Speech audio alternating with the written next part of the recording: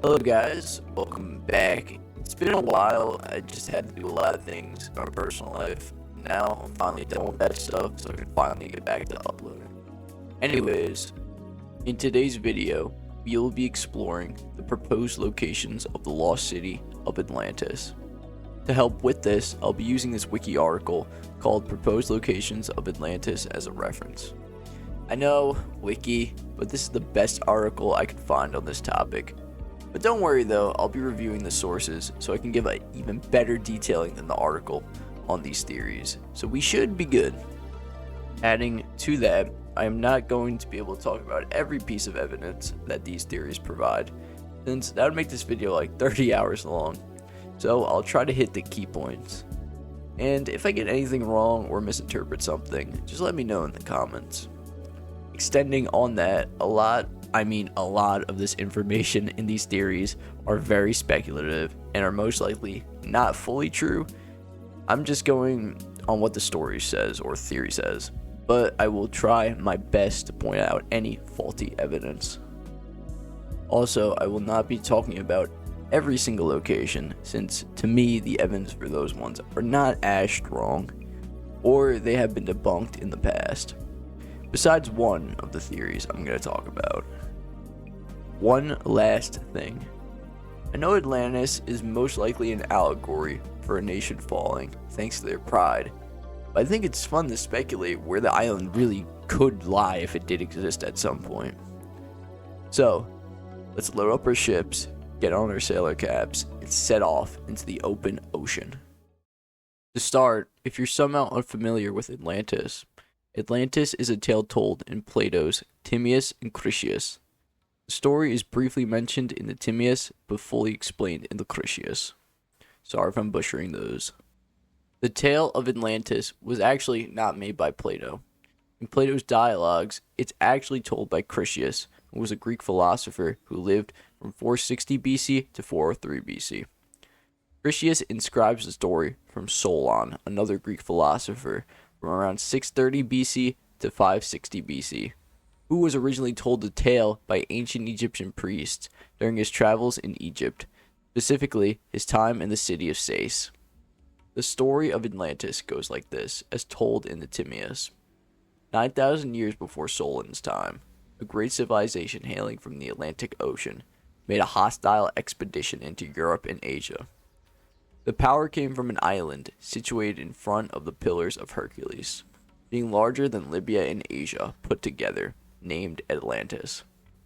The island was the way to other islands, which I think means it was surrounded by smaller islands.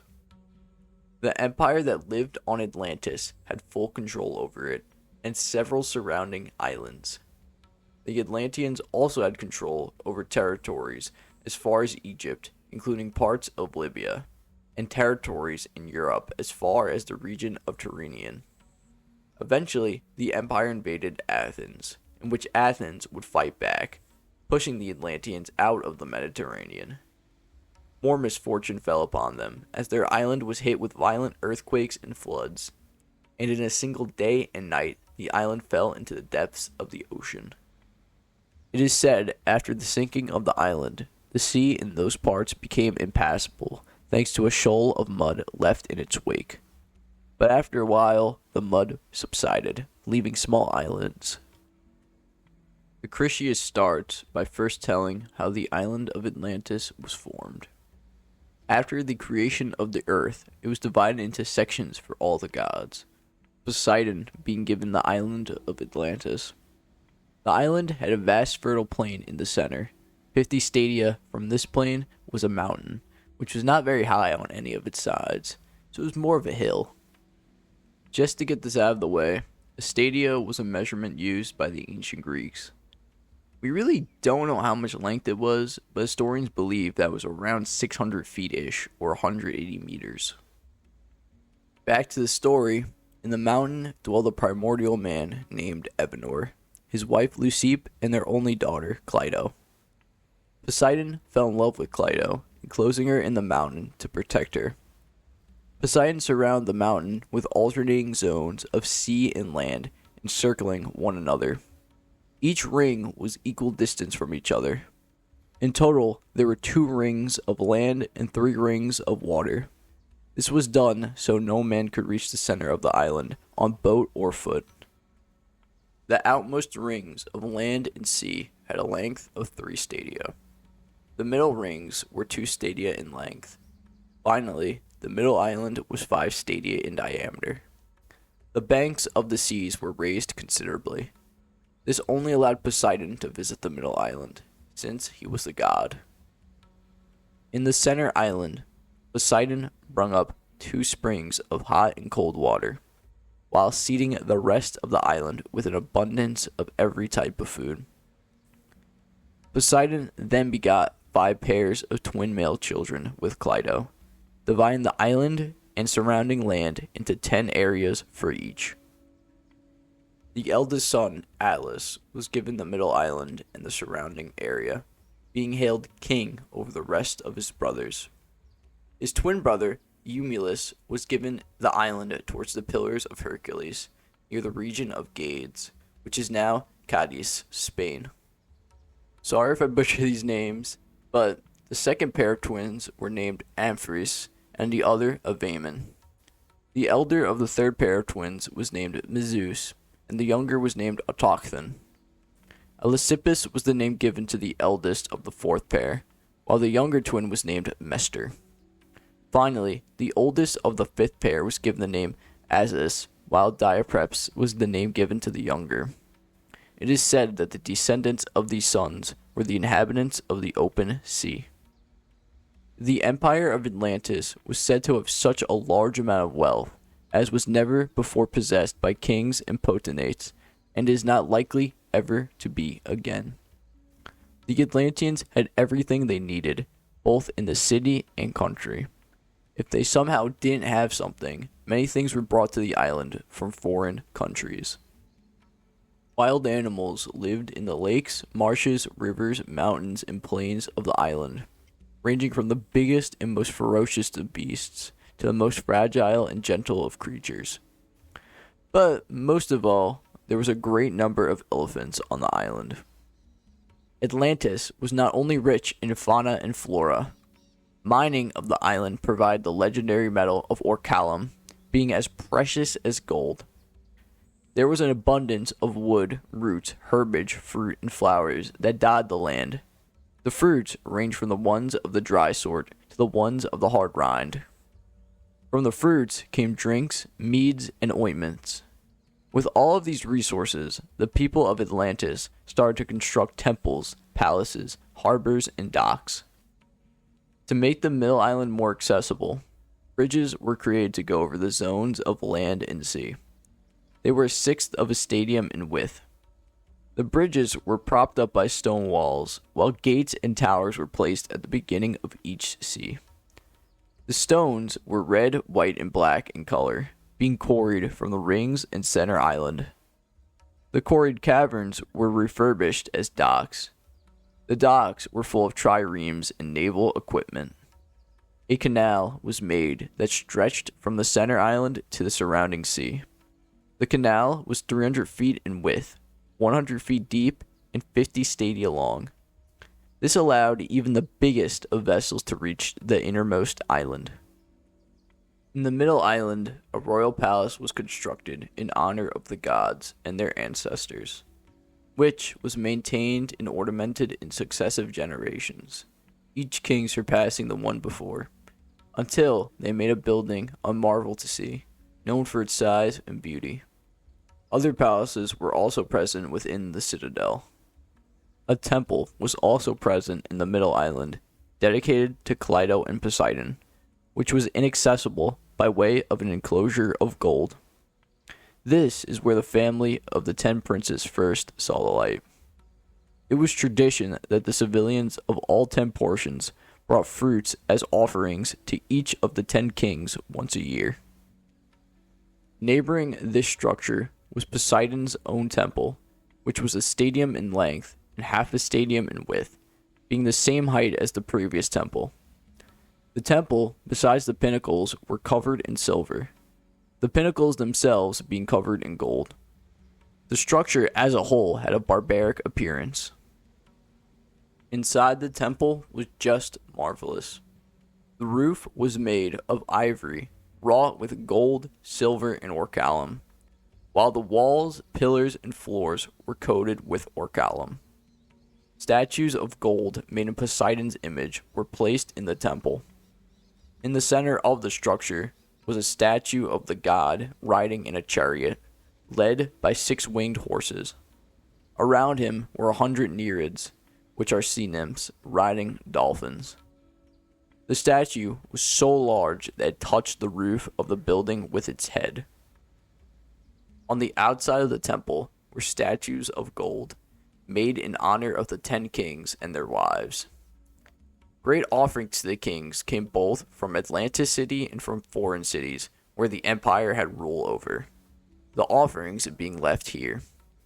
An altar was also present, which was just as magnificent as the temple and palaces surrounding it.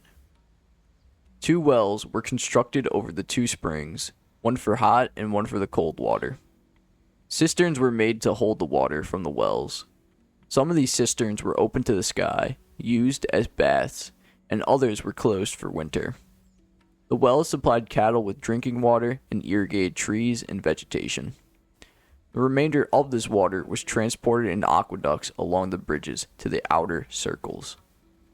Temples were built in dedication of other gods, while gardens and other places were constructed for exercise, some for men and others for horses. In the center island, there was a race course, a stadium in width, that was the length of the whole center island. The common homes of Atlantis were mostly simple, but others were made extravagantly, consisting of multicolored rocks. Homes were also present outside the city's rings in the neighboring land. There were 3 walls in total surrounding the city. The first wall surrounded the outmost sea, having one opening for the canal, being 50 stadia from the largest zone. Next, there were 2 other walls surrounding the 2 middle rings. All of the walls were made of the red, black, and white stone, but they were covered with different metals. The outmost ring was covered in a coating of brass, the middle wall was coated in tin, and the middlemost wall was coated in the red metal of orichalcum. Guardhouses were placed at key points within the city. Trusted guards were appointed to keep watch in the lesser zones, which were close to the Acropolis, or Middle Island, while the most trusted of all the guards were given oversight within the citadel itself, near the persons of the kings. The whole island was very lofty, being steep on every side, all descending down into the center where the city lied on a level plain. The mountains surrounding the plain had a length of 3,000 stadia, with a width of 2,000 stadia. Wealthy villages and country folk called home to these mountains. The whole island was dotted with rivers, lakes, and meadows that supplied food to every animal, wild or tame, and wood of every variation. The plain in the center of the island was 10,000 stadia in length. There was also a ditch in the middle of this plain, 100 feet in depth, and a stadium on all sides. Streams from the mountains flowed into the plain, winding around into the city, that then flowed into the ocean. Further inland, straight canals 100 feet in width cut through the plain that went into the ditch that led into the sea. These canals were at intervals of 100 stadia and were connected to each other by transverses that led into the city.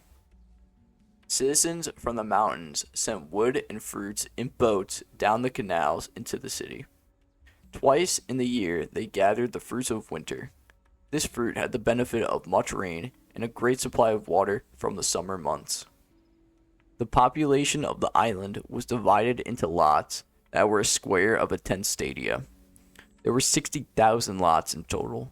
Each lot had their own leaders. Each leader was required to equip the island's army with 6 portions of war chariots, plus 2 horses and 2 riders to man each. This was to make up the 10,000 in the army's total.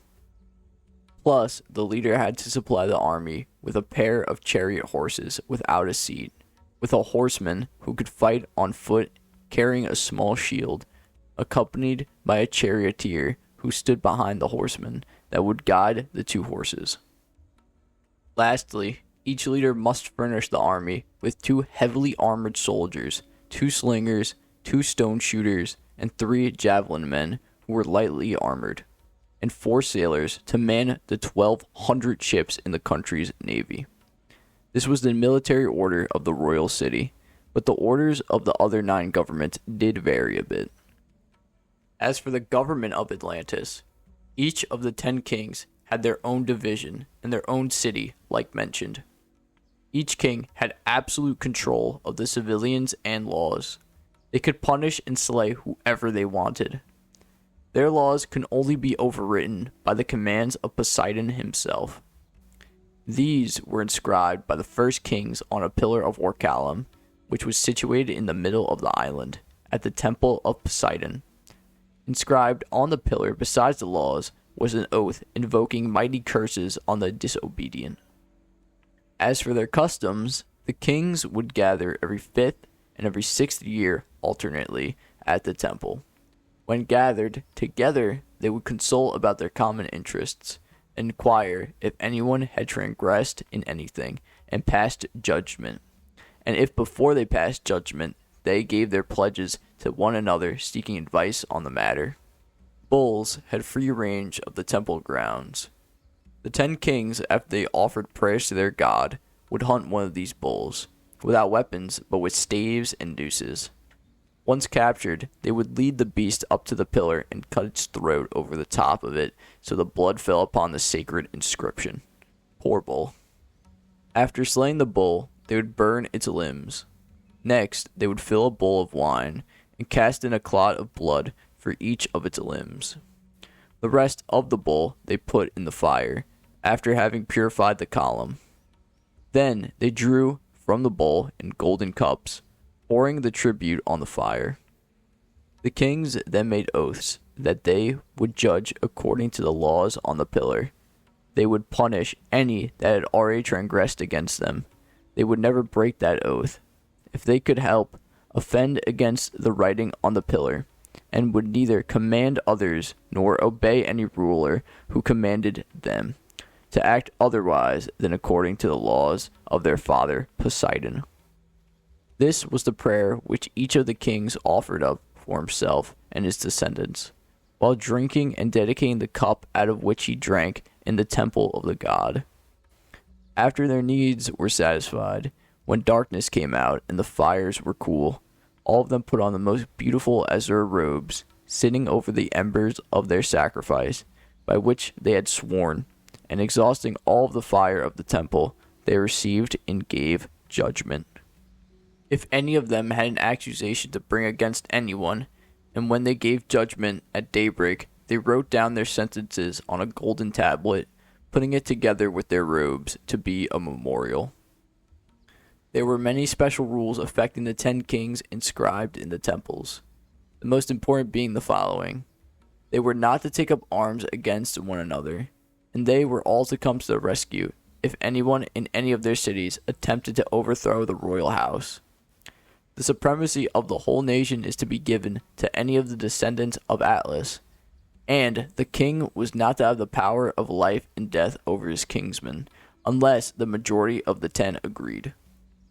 This part is more of speculation, since most of the Critias is lost, but how I understand it is that, over time, the people of Atlantis became ignorant to their divine gifts, viewing something like gold as insignificant, believing it to be more of a burden than gift, and just overall losing their virtueness, letting human nature get the upper hand. This caused them to behave improperly. Zeus, seeing the Atlanteans in this state, believed that they were no longer worthy, presumably striking them down. Now that we finally got the origin of Atlantis out of the way, where could the sleeping city lie? Most of the proposed locations of the island are in the Mediterranean and around the Strait of Gibraltar, since they correspond with Plato's dialogues. The first location, hypothesized to be Atlantis, is the island of Thera, being the southernmost island of the Cyclades in the Aegean Sea. Thera has interesting geography, having half of its eastern side blown off by a volcanic eruption from the now dormant volcano in the middle of the island, sometime in the Bronze Age around 1500 BCE. But research in the 1980s possibly suggests that this could have occurred much earlier, but it's not confirmed. The eruption was so great it caused earthquakes that ruined the city of Knossos and damaged many other settlements around northern Crete, which was 70 miles away. Even ash and debris were found to have reached the shores of Egypt and Israel. The islands of Thera and Esperanzi were left in the eruption's wake, surrounded by a lagoon.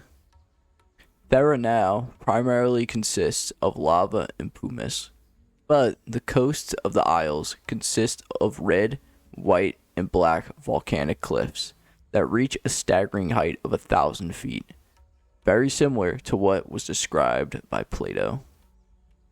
Thera did have settlements on it prior to the eruption.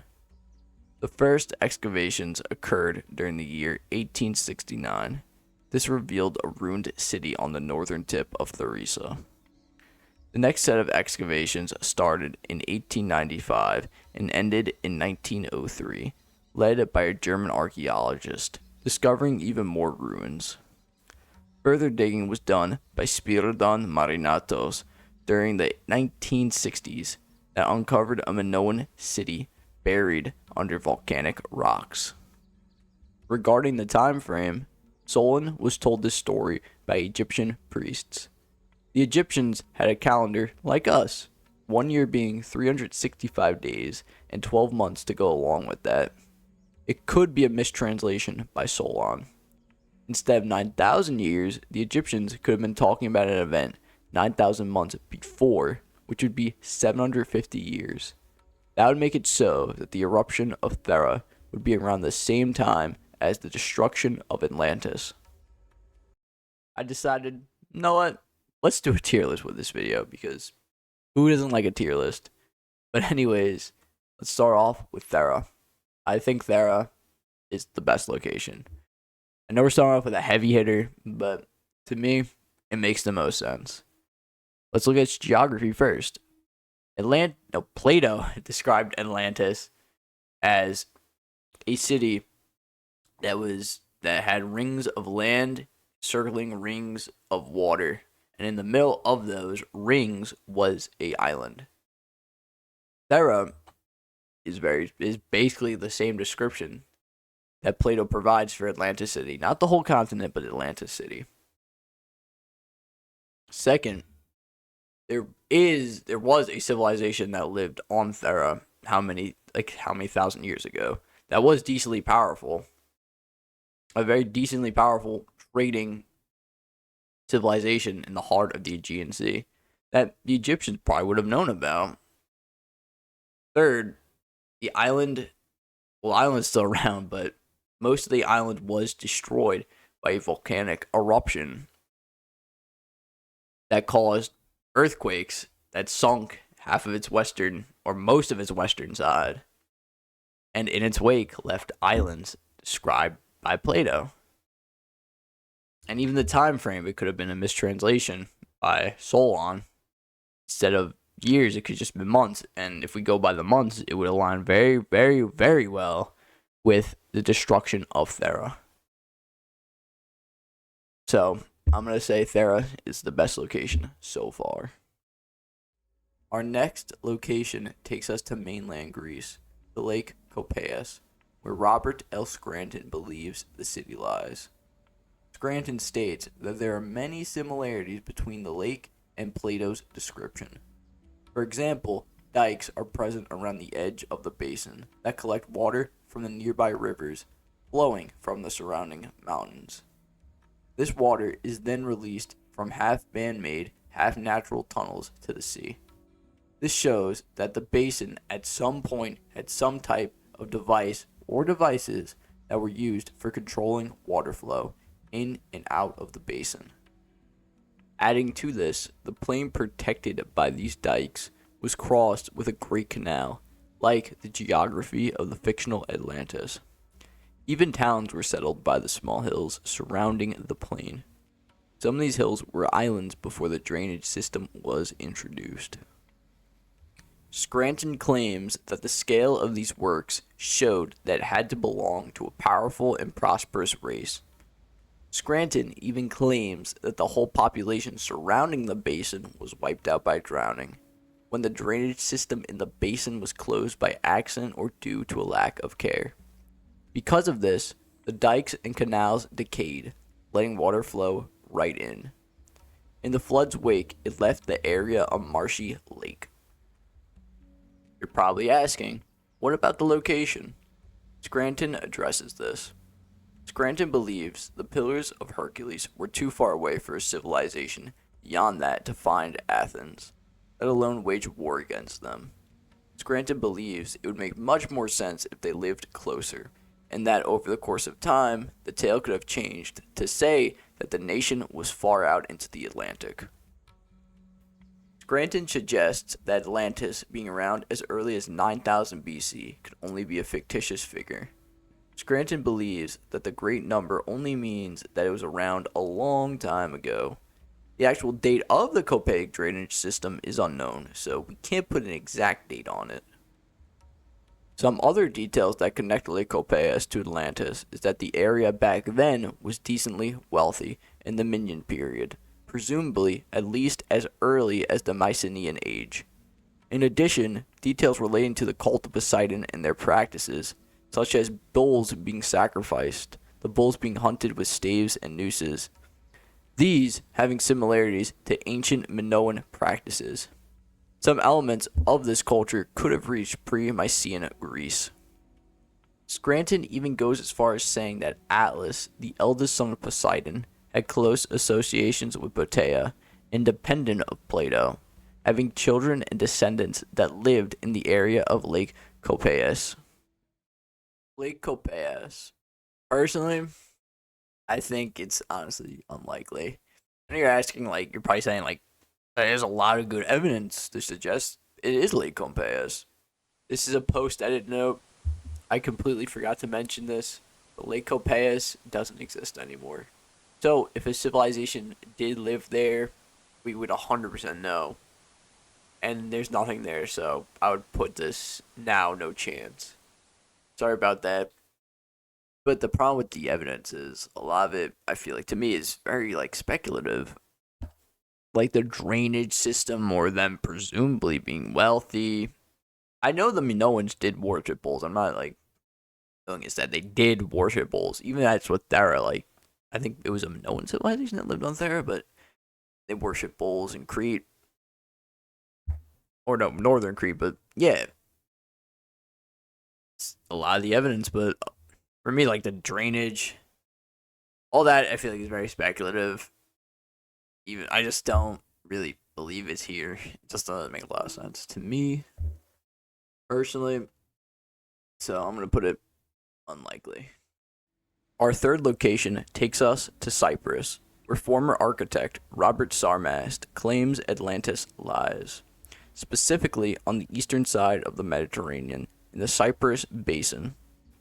Sarmast started his look for Atlantis in 1999, scouring the Mediterranean.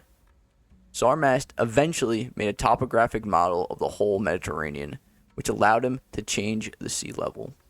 When Sarmast lowered the sea level by 1 mile, he found an area that matched the description Plato gave. Sarmast found a plain that was oblong-shaped, facing south, having mountains to the north. Sarmast's first expedition to Cyprus was in 2004, where he conducted sonar scans of the seafloor. Sarmast's sonar scans revealed ridges that had sharp 90-degree angles. Sarmast believed that these were the walls of the city's canals. Sarmast also believes that a small mound in the center of this plain could have been the center of Atlantis city.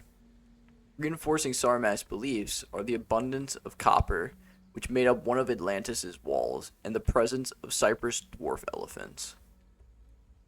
In an episode of Digging for the Truth by History, Sarmast's theories to the test.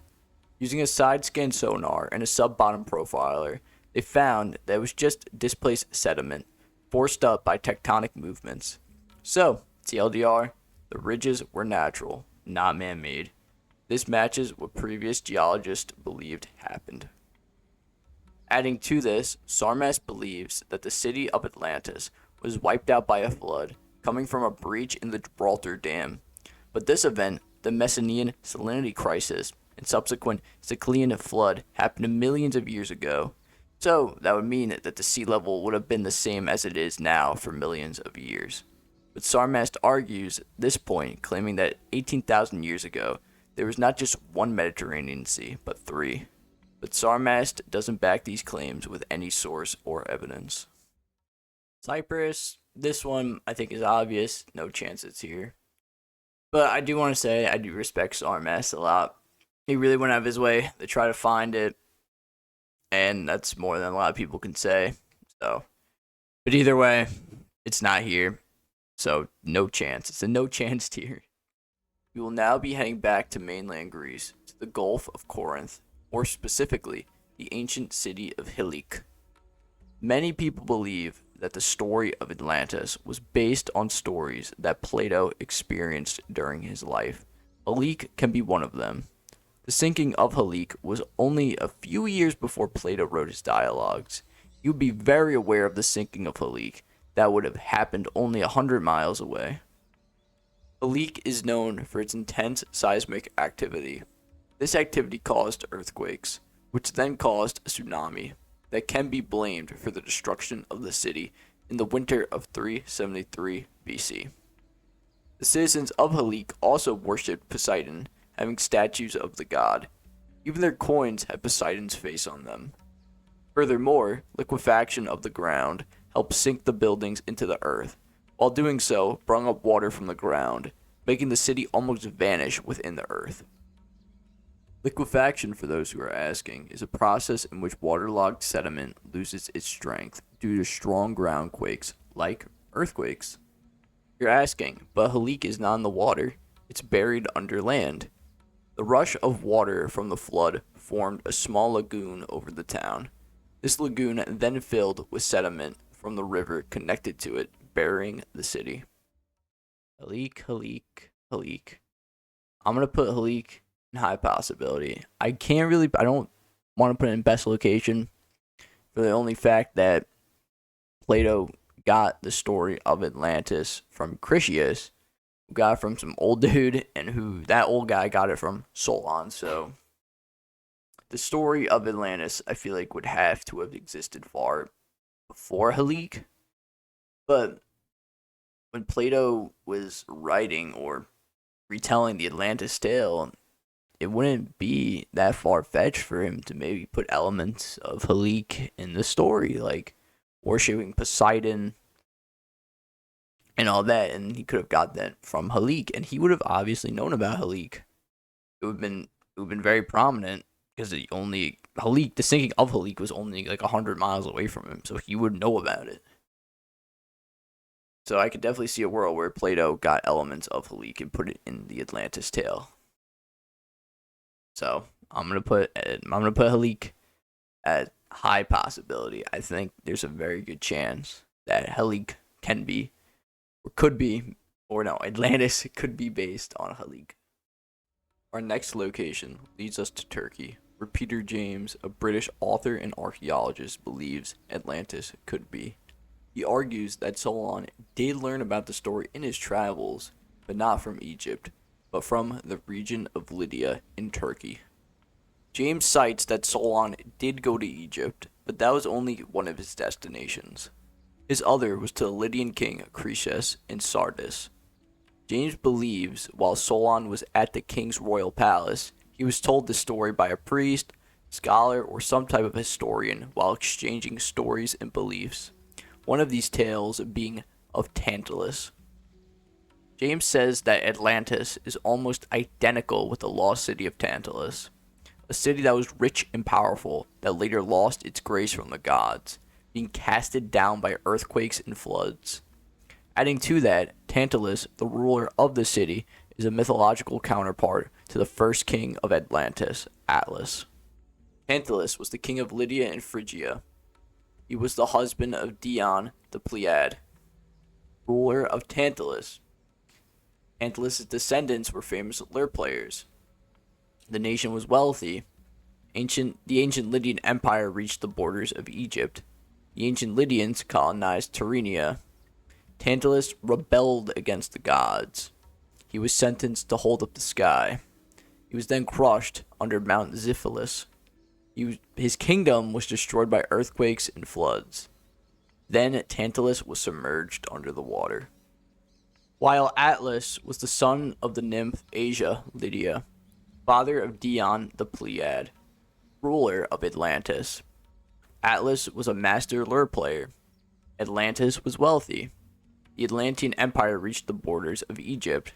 The Atlantean Empire reached as far as Tyrannia. Atlantis rebelled against the gods. Atlas was sentenced to hold up the sky. He was transformed into Mount Atlas. His kingdom was destroyed by an earthquake and flood. Finally, Atlantis was submerged under the water. Even Tantalus' daughter, Niobe, and her husband, Pheronius, are mentioned together in the flood at the beginning of the Atlantis story in the Timaeus. The place in which Tantalus called home to was Xiphilus. James believes that Xiphilus matches Mount Xiphilus in Lydia. James points to the fact that Mount Xiphilus is the only mountain on the Aegean Sea. Or coast. Sorry for my pronunciation. It actually sucks. Anyways, Mount Xiphilus is made of red, black, and white stone, accompanied by both hot and cold springs. James believes that the mountain had to have had importance in the Bronze Age, citing Hittite rock sculptures and carvings. This showed that the Hittites knew of Mount Xiphilus, presumably having a name for it, and it does not seem far-fetched to say that it could have been Xiphilus. Region of Lydia. I think Lydia is no chance here. I don't think it's here. There's not strong evidence to suggest that Atlantis is here. I'll start off with Mount Xiphilus. I think it's Mount Xiphilus. I'm sorry, my pronunciation is terrible, but there's not really like ruins of a great civilization that's here. There is Hittite rock sculptures and carvings, but that doesn't mean Atlantis was here. And the comparison between Tantalus and Atlas, yeah, there's very strong similarities, but I think I would just chalk it up to it's just different. It's a different civilizations passing stories, and that story being translated. I just think Tantalus is probably a different translation of Atlantis, but I don't think it's there exactly. So I'm gonna put it no chance. Also, one other thing: some of the similarities listed for Atlas are actually the Titan Atlas, not the son of Poseidon. So I'm gonna put Lydia no chance. I don't think it's here. Our next location takes us, surprisingly, to the ancient city of Troy. Geoarchaeologist Eberhard Zanger believes that the Atlantis story is the Egyptians' version of Troy and the famous war that it is most known for in the late Bronze Age.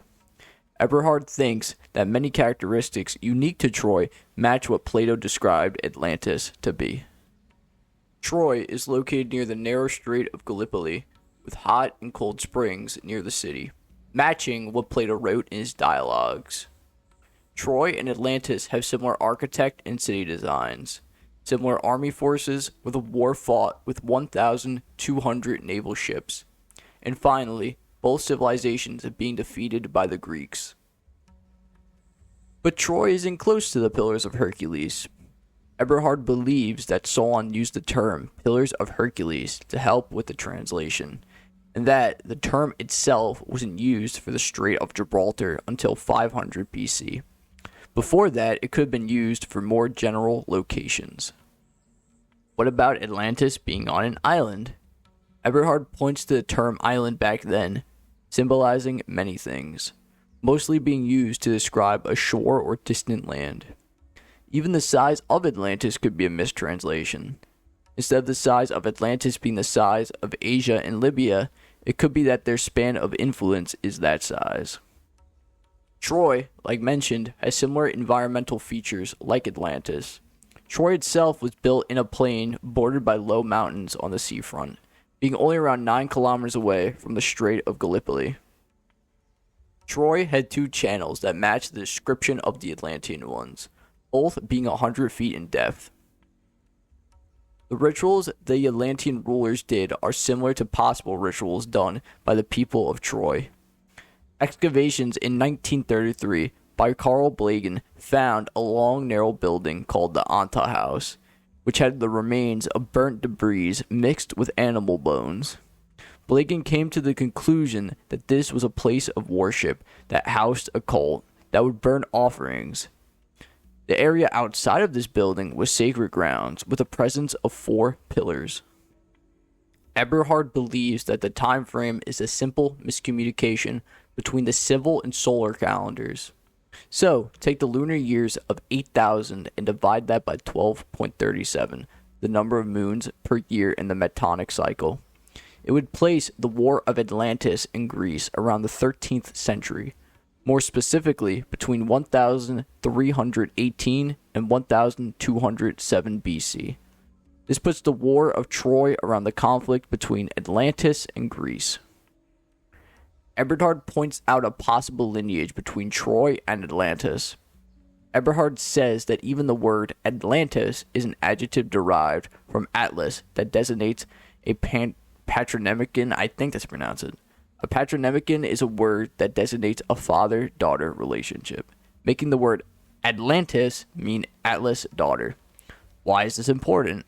Atlas has a mortal daughter named Electra, Electra's offspring being the inhabitants of Troy. It would mean that Ilus, the builder of Troy, has Atlantean roots, being the son of Dardanus, whose mother is Electra. Lastly, Eberhard believes this is why the rest of the Critias is quote-unquote lost.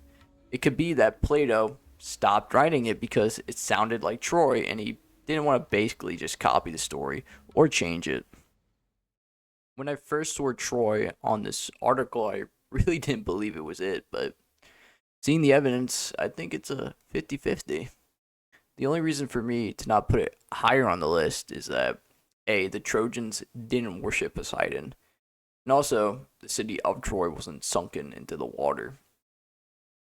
But, play devil's advocate, those could have been added by Solon or Plato. That's a very high chance. If we look at the geology around Troy, it's close to a strait, there's hot cold springs, it's in a plain, there's low mountains near it, coastal low mountains. The geology is pretty close, and the architecture of Troy, the city, walls, like there's canals near it, hot cold springs, it makes a lot of sense.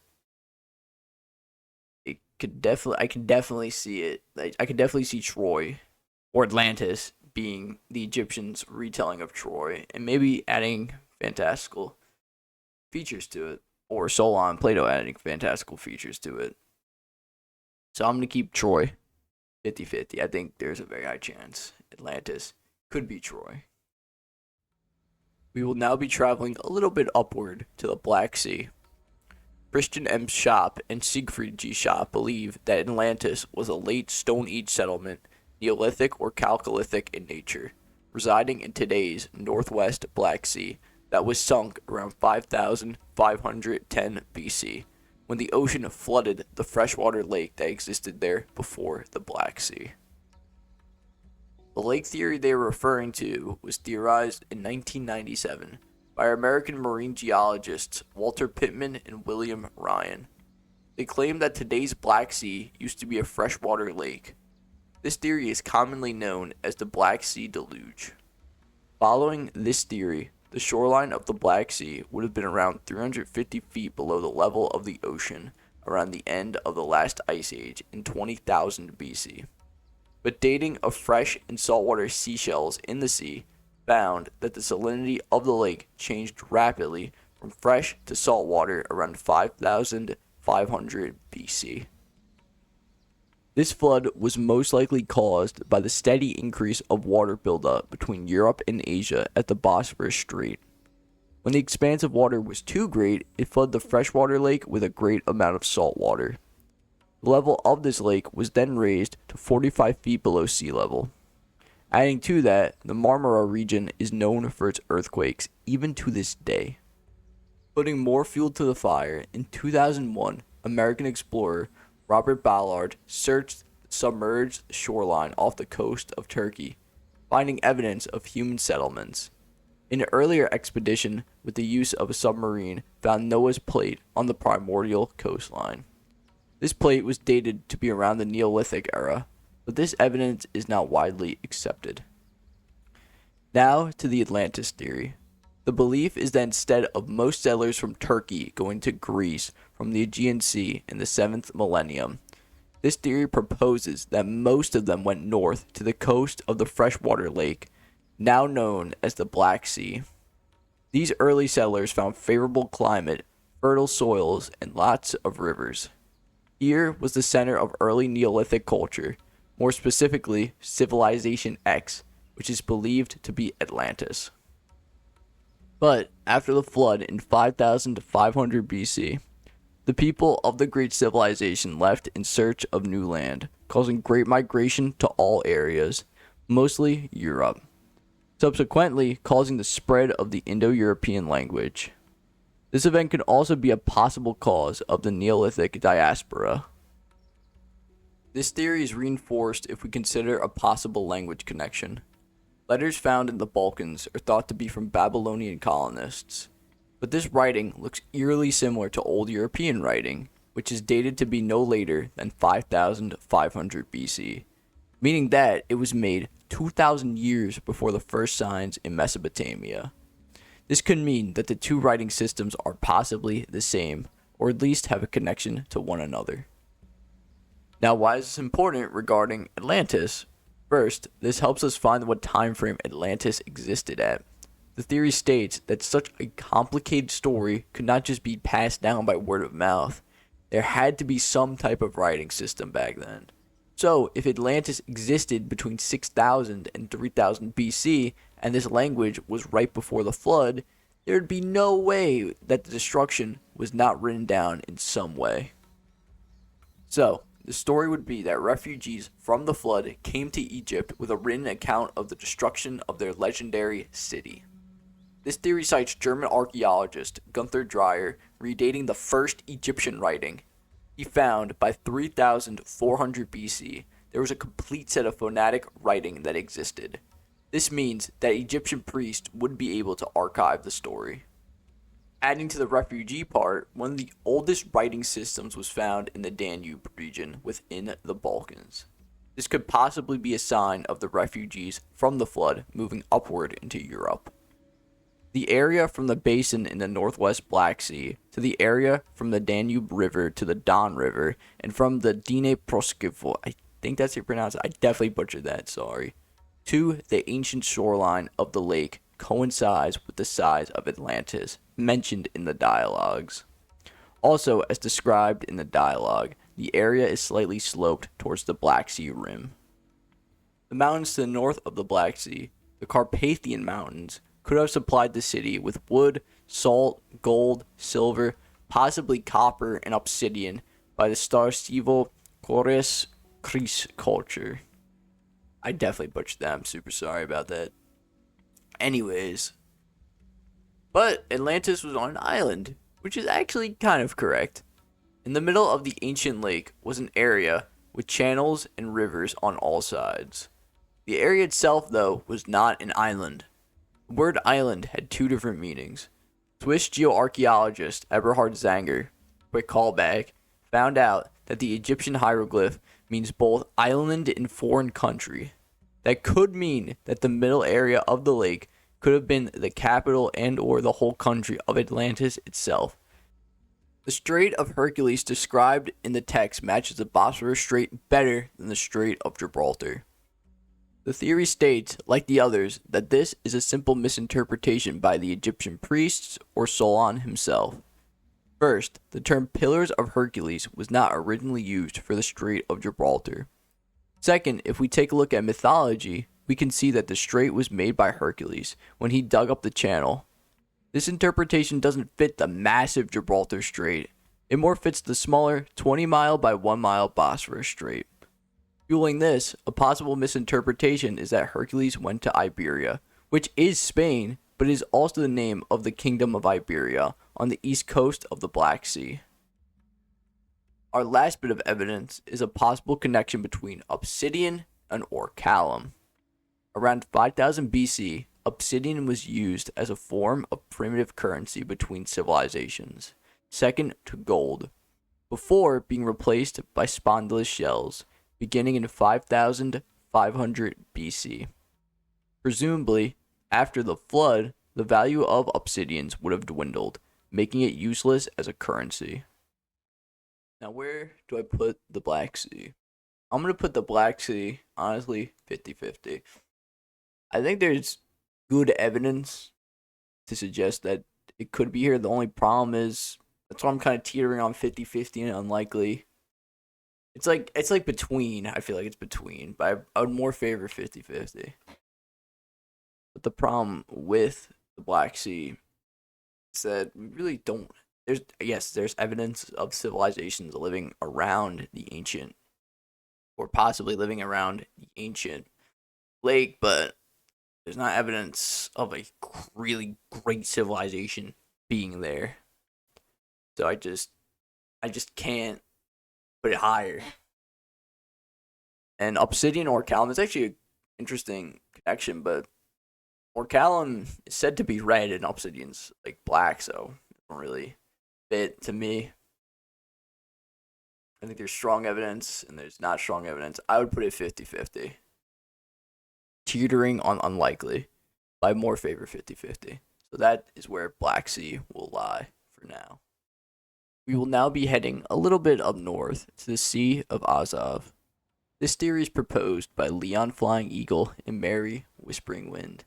I know, some crazy names, but anyways, they believe that Atlantis stood around 9600 BC in the Sea of Azov in the Kerch Strait on Mithridate Hill, and that the dialogues of Plato present an accurate representation of geological events that happened in the Black, Caspian, and Mediterranean Sea in 9600 BC, lining up with the end of the Younger Dryas Ice Age.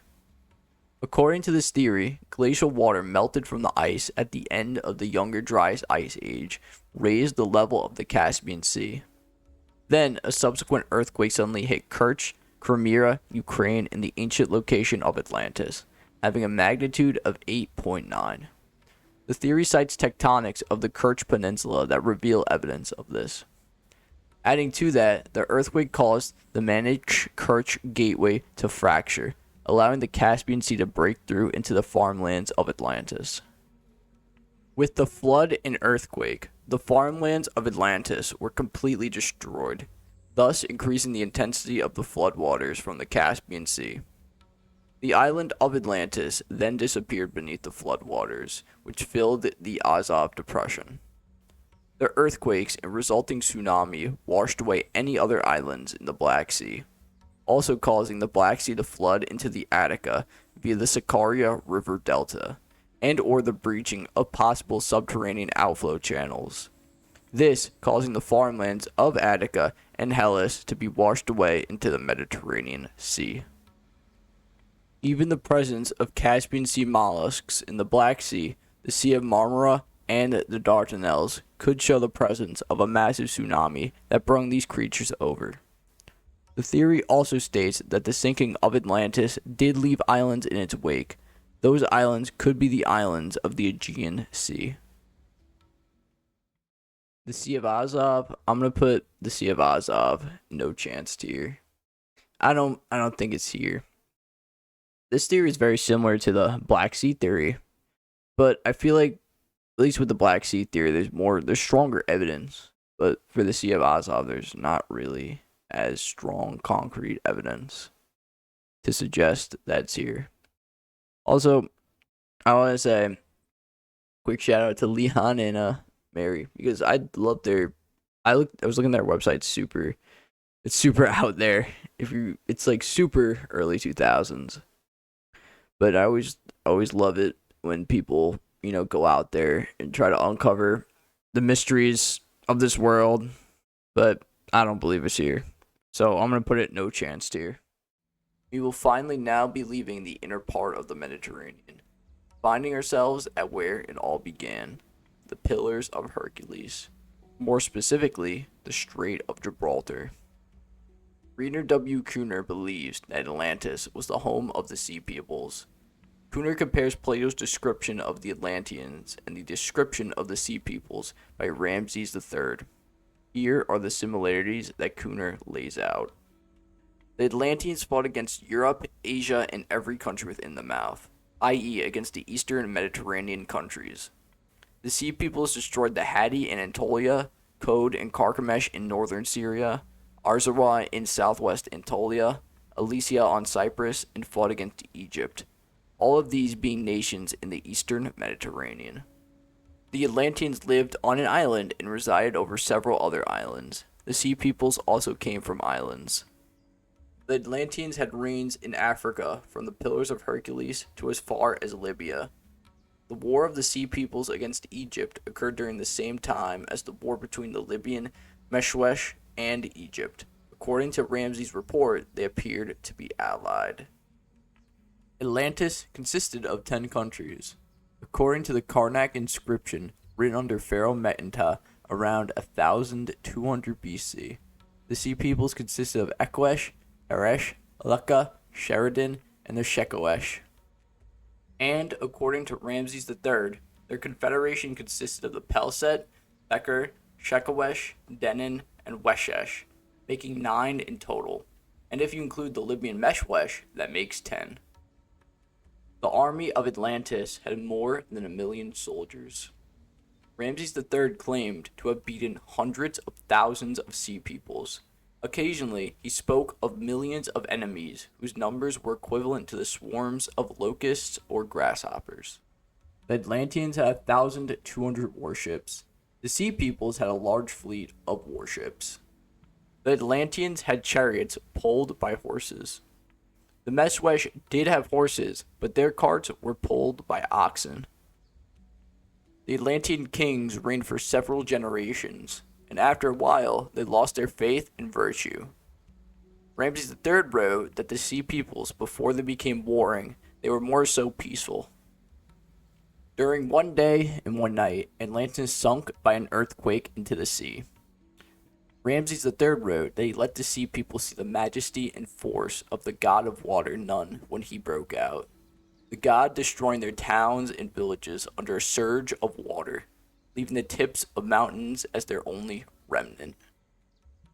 All this evidence of a possible connection between the Sea Peoples and Atlantis means that the origin of the Sea Peoples must be the location of Atlantis. As we know, Atlantis in the myth is ruled by 10 kings, each getting different pieces of the empire. Atlas getting the largest area, the region around the capital. Eumulus getting the most distant edge, which reached from the Pillars of Hercules to his own country, that was facing the region of Gades, now Cadiz. The part of the country belonging to Eumulus was a coastal region, 100 kilometers long. The land given to the later born sons were probably even smaller. This means that the part of Atlantis belonging to Atlas cannot be very far from the Cadiz. Near Cadiz is a rectangular, smooth, and even plain, which lies on the south coast at the mouth of the Guadalquivir River. The plain is southwest of Sevilla, the river flowing right through it. This area is where the town of Tartelos was thought to have been located. Tartelos is the home of the Tartessian peoples, an ancient culture that existed between 9th to 6th century BCE in the region of Andalusia, Spain. Most of their customs being lost, since they didn't leave any written records of their civilization. Many believe that this could be the site of Atlantis. Fueling this belief is that there are possible remnants of large structures that have been identified from satellite photos in the lower Guadalquivir basin. One of the images shows a rectangular structure with a length of 230 meters and the width of 140 meters. This could be the ruins of the Temple of Poseidon. Another structure with the width of 280 meters and 240 meters could equate to the Temple of Clito and Poseidon, but this evidence is not well accepted. I decided I'm just going to break the Sea Peoples and the Strait of Gibraltar into different tiers, not tiers, different, what do you call them? Different, I don't know, different images, I guess I'll say. So I'm going to put the Strait of Gibraltar unlikely. The Cadiz region, I don't know, I don't know. Some of the evidence is, I don't really believe it. But the Sea Peoples, I think there's actually a very high possibility. It's the Sea Peoples. I can 100% see a world where the Egyptians saw the Sea Peoples and made a story about them. And then that story was translated by Solon, and then he added Poseidon or his gods to that story.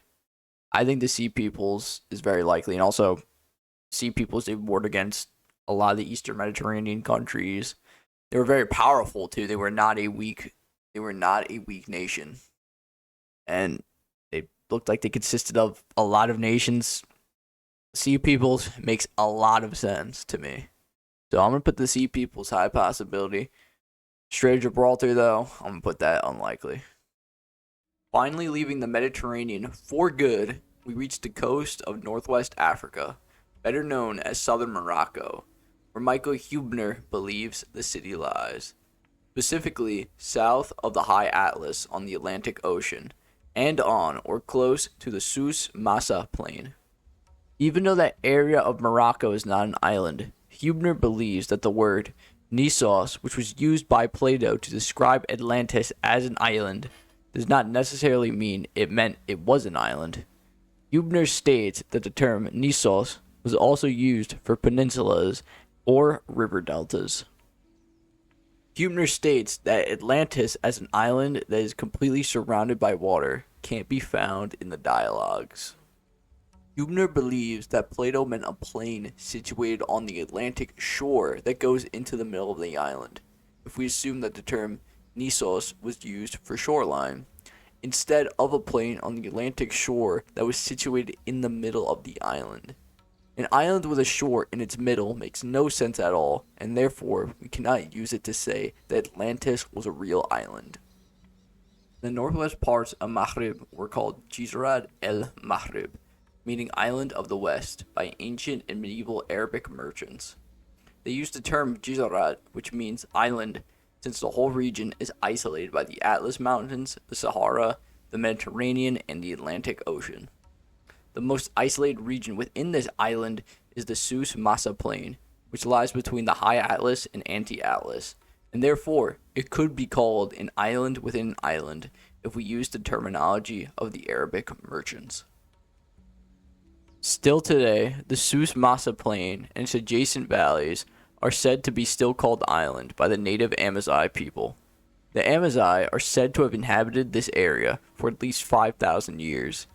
Adding to this, the most effective trade route to this plain was by sea through the Pillars of Hercules and along the West African coast. During the so-called Green Sahara period around 8,500 to 1,200 BC, this plain and parts of the Sahara had to have been a massive oasis with rhinos, giraffes, elephants, and crocodiles, with the possibility of horses. Since horses were introduced to the North Sahara around 1,600 BC. But it is possible that they could have called home to the North Sahara more than 10,000 years ago. The land back then was suitable for agricultural use. Furthermore, the Sus Massa Plain is irrigated year-round by rivers from large parts of the southern watershed of the High Atlas and the whole western watershed of the Anti-Atlas. Plato describes the island to be continental in size. If Atlantis were a continent, it would be very unlikely for such a landmass to be totally gone within a time frame of around 10,000 years. It would be even less likely to have sunk in just one night. Adding to that, the translation of Atlantis Nissos, which is island of Atlas, makes obvious sense because the Sus Massa Plain is surrounded by Atlas, that being the Atlas Mountains. Red, white, and black marble is quarried near the Sus Massa Plain, side by side with bedrock of the same color. Carved into these rocks are docks for boats, but it is unknown if they are man-made or a natural occurrence. There is also evidence of prehistoric buildings made of red, white, and black stones. Morocco has very rich ore deposits in iron, lead, copper, zinc, tin, silver, gold, antimony, magnesium, nickel, and cobalt. All the metals listed by Plato are present in the region, except for callum. Seismic and volcanic activity is fairly present in this region, which allows hot springs to form. Morocco, I'm going to put Morocco unlikely. The evidence, I don't think is that crazy strong to suggest that Atlantis is in Morocco. I think even with the whole, the Arabic words, and I don't know, I don't feel like that exactly means a whole lot. And also that was way after Solon's time, so I'm not buying really that evidence.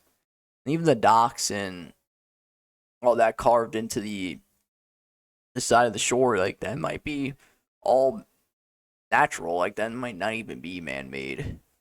And yes, there is remnants of a civilization, but I don't think the evidence, but that's really it.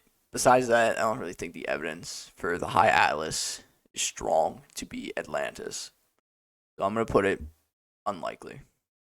Last, but certainly not least, is our final location that can be found southwest of Morocco, where I think a lot of you guys believe Atlantis is, the Richet Structure. The Richet Structure is a formation residing in Mauritania, northwest Africa. The structure spans 40 kilometers, or 25 miles, formed by erosion from deep-rooted rock, uplifted from underground intrusions of igneous material. The different erosion rates among the different rock types caused the circular rings. The valleys surrounding this area were shaped by ancient rivers and canals, while strong winds shaped the dunes and dark plateaus. The surrounding area is sprinkled with Paleolithic stone tools, Neolithic cave paintings, and the remnants of medieval towns that were once used by caravans crossing the Sahara Desert. And that's pretty much it. The Richet Structure, to me, I'm going to give it no chance. There's really no evidence of a civilization being within the rings. There's basically nothing. There's only old Paleolithic tools and some Neolithic cave paintings, but that's pretty much it. There's really nothing to suggest that Atlantis was here. I think it's a no-brainer. No chance. Also, while I'm here, would I change anything? Honestly, I would change the Black Sea. I would put it more unlikely. The more I'm thinking about it, a lot of the evidence is kind of like more speculative. And with the Troy, Helike, Sea Peoples, Thera, like, I feel like that's more like rooted in scientific knowledge. I feel like these ones are more speculative, so this is my final tier list. Now, what do I think Atlantis is? I think Atlantis is a huge conglomeration of different stories by different cultures, all coming into one giant melting pot. I could totally see a world where the Egyptians came across the Richet Structure, and maybe they were like, "Oh, civilization could have lived there." Maybe they just took like how the structure looked and put it into their story, and maybe they could have saw the Sea Peoples and they saw the Trojan War, and maybe they put that into a story, and maybe Solon came along and he mistranslated the time, and he added the Pillars of Hercules to help with translation, and maybe that story got to Lydia, and then they translated it to Tantalus, and maybe the story got to Plato, and Plato added the bits of Poseidon and the sinking because he looked at Helike. And even Thera, like, maybe the Egyptians saw the sinking of Thera and like, oh, an island sinking, and they put that in their story. That's what I think Atlantis is. I think it's a huge love letter to the modern day to try to solve this mystery that never was a mystery. That's what I think Atlantis is. Or maybe I'm completely wrong and it really does exist. And if that's so, don't take anything from this video. And I think that marks the end of our time together. Thank you guys so much, so much for watching till the end. It means so much. And I also just want to say this. If I got anything wrong, which I definitely did, I try not to, but it happens. Please let me know so I can try to correct it in some way. But anyways, thank you guys so much for watching. See you in the next one.